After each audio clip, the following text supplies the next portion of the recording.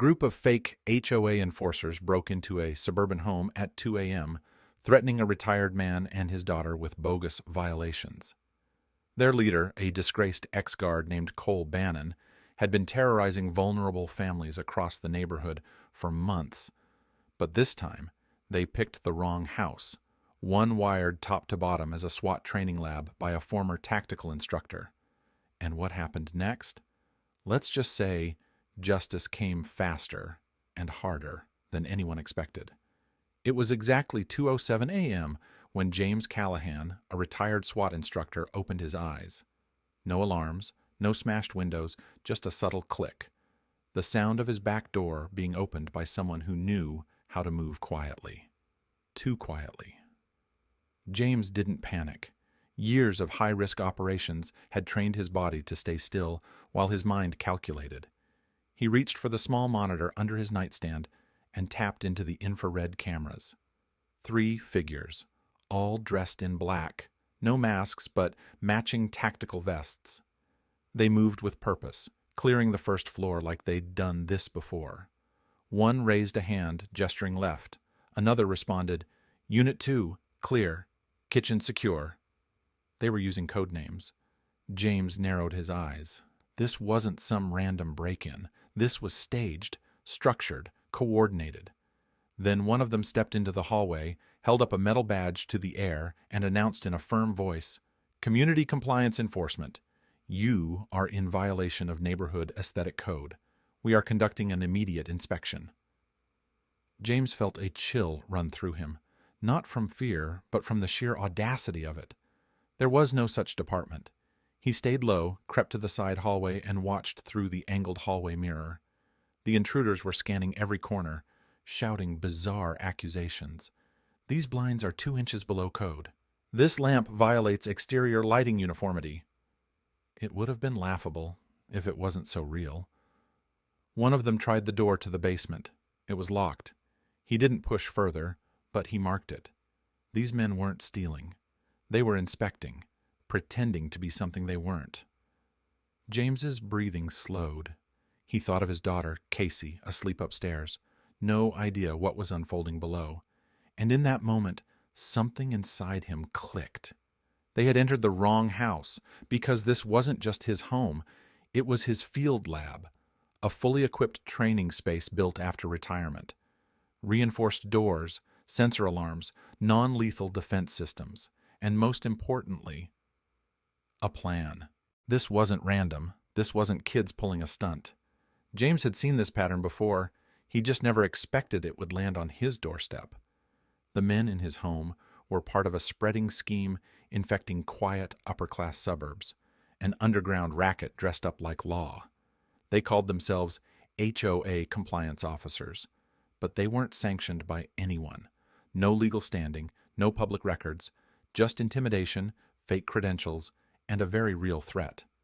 Their operation was simple and cruel. They'd show up unannounced in the middle of the night, flash a badge, throw around words like code violation, community standards, and non-compliance penalty.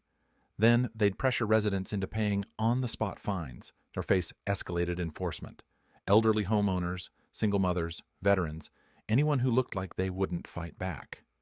James had read about it online, posts buried on neighborhood forums, whispered warnings on community apps. Retirees, too, shaken to speak up. A woman who woke up to her lawn being corrected under threat. A father of 3 who had to install cameras after the fines drained his savings. And now, here they were, in his house, standing in his living room, inches from his daughter's safety. Their leader, Cole Bannon, was a name James recognized. Once a mall security officer, fired for harassment, banned from licensed work. Now he was Captain Bannon of the HOA Enforcement Division. A self-invented badge, a made-up authority, and an oversized ego. But it wasn't just ego, it was revenge. Cole had built this twisted little empire not for profit alone, but to get back at a system he believed had humiliated him. And if he could scare honest families into obeying, that was just a bonus. What he didn't know, what none of them knew, was that tonight they picked the wrong house, because the modest ranch-style home they walked into, It was a repurposed tactical lab, reinforced and redesigned for one purpose: to simulate hostile intrusions. Motion sensors were already logging their steps. Silent triggers had locked the garage and basement. One-way glass fed James a perfect view of their movements. And above them, behind the wall panel in the hallway, a concealed panic switch had just gone active. This wasn't an ambush, it was a test, and they'd just become the case study. James didn't yell, he didn't threaten, he just flipped the switch. The hallway lights cut to black. Steel core magnetic locks slammed every door shut with a force that rattled the frames. A faint hiss filled the air as synthetic smoke began to pour from ceiling vents. Not to harm, but to disorient. Inside 10 seconds, the house became a labyrinth. The intruders froze. All their confidence gone. No more barked orders, no more smug authority. Now they were stumbling, coughing, scrambling for exits that no longer existed. James moved like a shadow, steady, controlled, trained. He grabbed a non-lethal launcher from a hidden cabinet, loaded, scanned, moved. One of the trespassers raised what looked like a sidearm. Thud.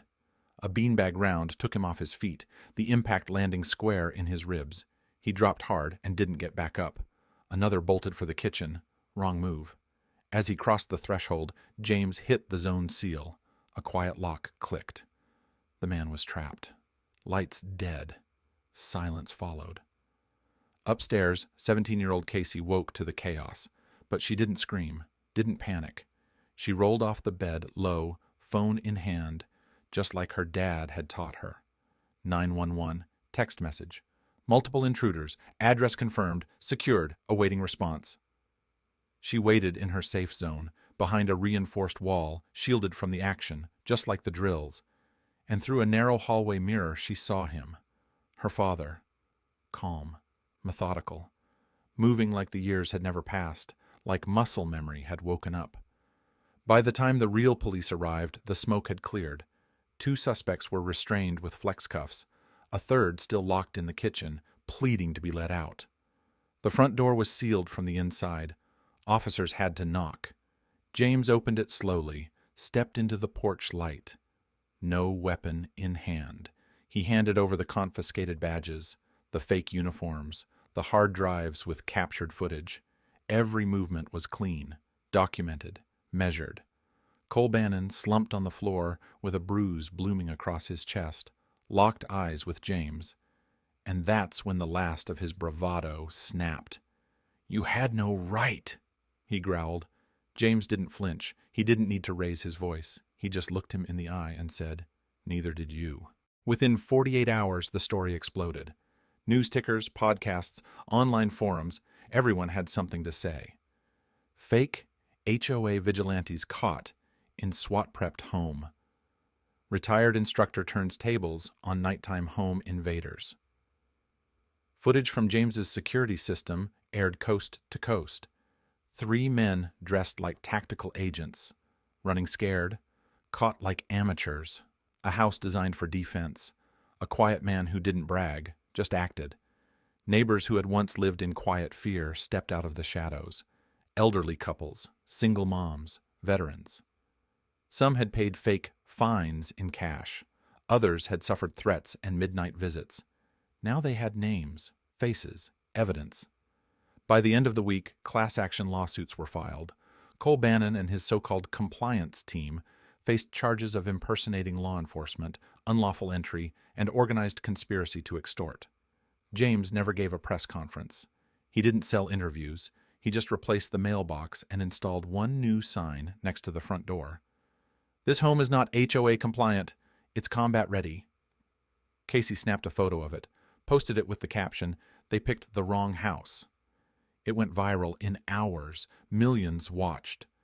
Not just for the action, but for the justice. James didn't want attention. He didn't crave headlines. He just wanted the quiet to last. But when corruption knocked at his door dressed as order, he didn't raise his voice. He raised the bar. And the internet? They didn't just support him. They stood up and clapped.